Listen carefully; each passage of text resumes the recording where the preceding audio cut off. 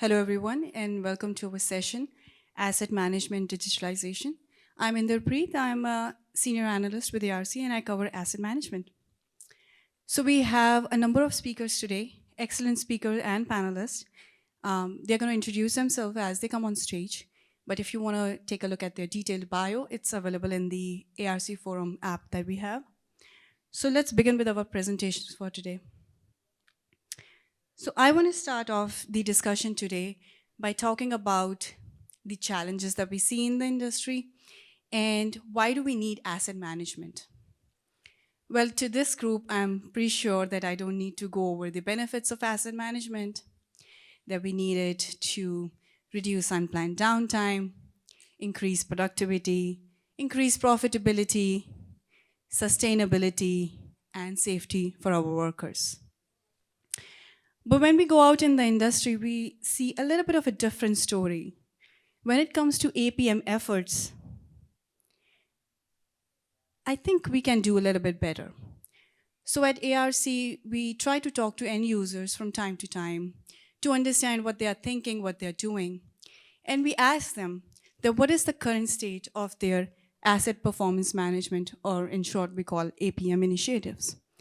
And we realize that a lot of them are just developing their strategy right now.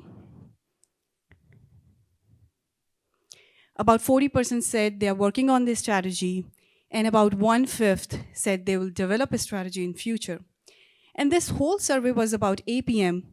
Still, about 8% said they do not have any plan about APM strategy. So was a bit surprised to see that.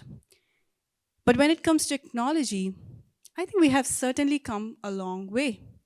Years ago, when we were at the bottom of it and were doing all manual processes and reactive maintenance, now we have a number of options available to us based on the criticality level of the asset, the importance of the asset. We can choose from either we want to do a planned maintenance, preventative maintenance, predictive maintenance. And we have also started to see some use cases around prescriptive maintenance, which we put at kind of the highest level at level 5.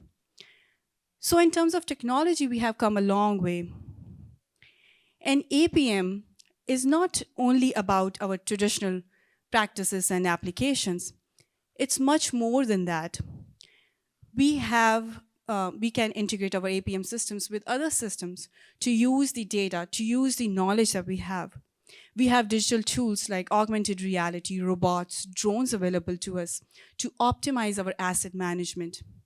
And we have tools and we have the visibility to link our APM initiatives with our business goals directly. So technology has taken APM to next level. And we asked our end users, among different technologies, what are they implementing and what are they planning to implement? Condition monitoring, or EAM, CMMS, we can consider them kind of traditional APM tools. A lot of them are already using that.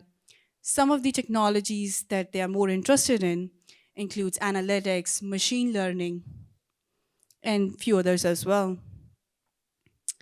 And then we ask them, what are their greatest challenges? And constantly, year after year, one thing that we hear is that integration with other systems. They want to integrate their APM systems with other systems to leverage the data, leverage the knowledge. And still, it remains a challenge. Adoption of advanced technologies is a major challenge. We all know the benefits of these technologies. We want to adopt that. But how do we adopt these? This remains a major challenge. So today, in our session today, we'll hear from end users who are already on their asset management digitalization journey. And they are dealing with these challenges. They are having some successes. And today, we'll get to hear from them what they're doing and how they're doing.